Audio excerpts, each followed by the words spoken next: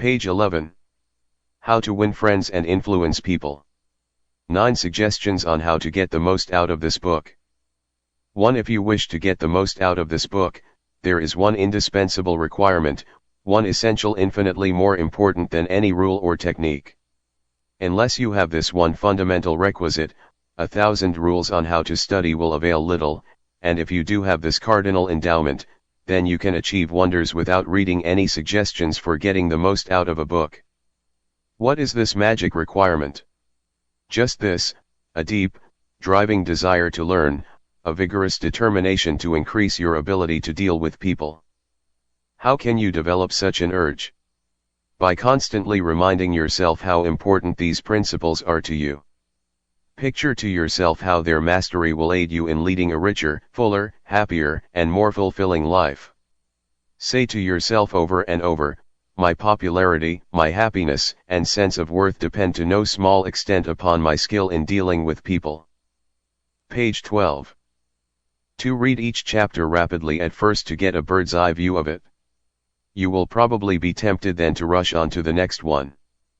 But don't, unless you are reading merely for entertainment.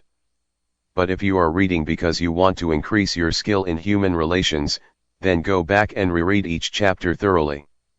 In the long run, this will mean saving time and getting results. 3. Stop frequently in your reading to think over what you are reading. Ask yourself just how and when you can apply each suggestion. 4. Read with a crayon, pencil, pen, magic marker, or highlighter in your hand.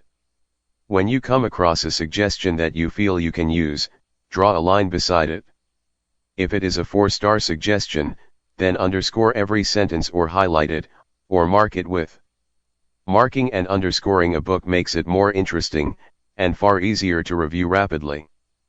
5. I knew a woman who had been office manager for a large insurance concern for 15 years. Every month, she read all the insurance contracts her company had issued that month.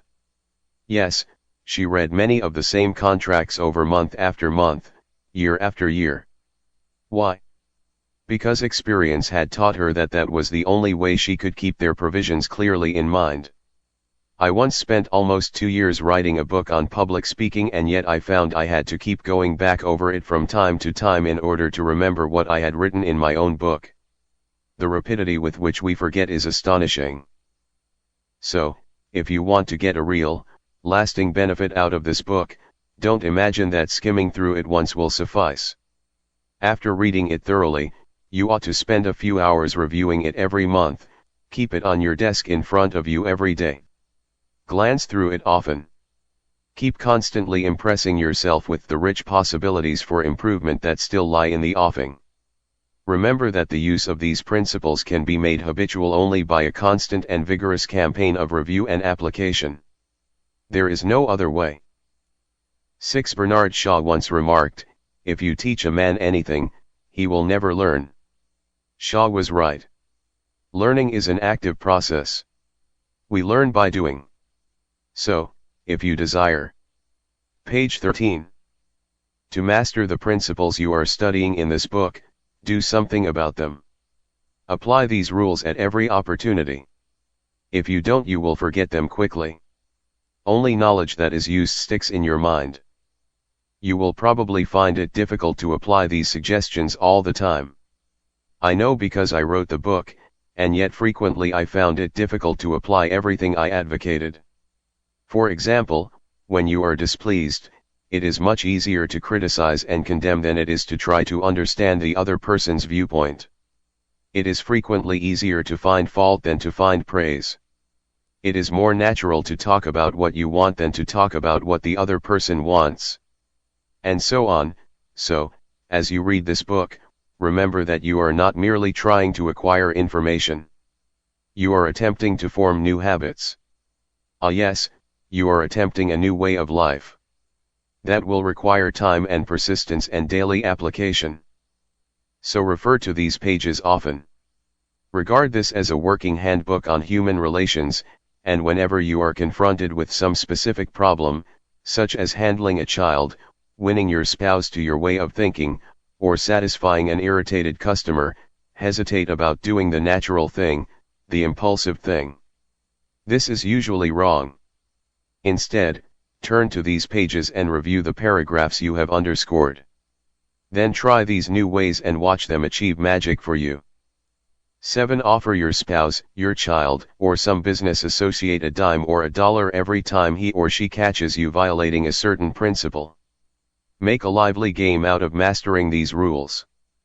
8. The president of an important Wall Street bank once described, in a talk before one of my classes, a highly efficient system he used for self-improvement. This man had little formal schooling, yet he had become one of the most important financiers in America, and he confessed that he owed most of his success to the constant application of his homemade system. This is what he does. I'll put it in his own words as accurately as I can remember. Page 14. For years I have kept an engagement book showing all the appointments I had during the day. My family never made any plans for me on Saturday night, for the family knew that I devoted a part of each Saturday evening to the illuminating process of self-examination and review and appraisal. After dinner I went off by myself, opened my engagement book, and thought over all the interviews, discussions, and meetings that had taken place during the week. I asked myself, what mistakes did I make that time? What did I do that was right, and in what way could I have improved my performance? What lessons can I learn from that experience? I often found that this weekly review made me very unhappy. I was frequently astonished at my own blunders. Of course, as the years passed, these blunders became less frequent. Sometimes I was inclined to pat myself on the back a little after one of these sessions. This system of self-analysis, self-education, continued year after year, did more for me than any other one thing I have ever attempted. It helped me improve my ability to make decisions, and it aided me enormously in all my contacts with people. I cannot recommend it too highly.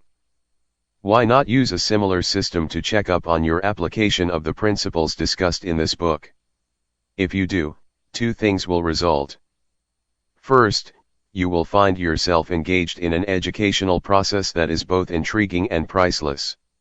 Second, you will find that your ability to meet and deal with people will grow enormously. 9. You will find at the end of this book several blank pages on which you should record your triumphs in the application of these principles. Be specific. Give names, dates, results. Keeping such a record will inspire you to greater efforts, and how fascinating these entries will be when you chance upon them some evening years from now. Page 15. In order to get the most out of this book. A. Develop a deep, driving desire to master the principles of human relations. B. Read each chapter twice before going on to the next one. C. As you read, stop frequently to ask yourself how you can apply each suggestion. D. Underscore each important idea. E. Review this book each month. F. Apply these principles at every opportunity. Use this volume as a working handbook to help you solve your daily problems. G. Make a lively game out of your learning by offering some friend a dime or a dollar every time he or she catches you violating one of these principles. H. Check up each week on the progress you are making. Ask yourself what mistakes you have made, what improvement, what lessons you have learned for the future. I keep notes in the back of this book showing how and when you have applied these principles.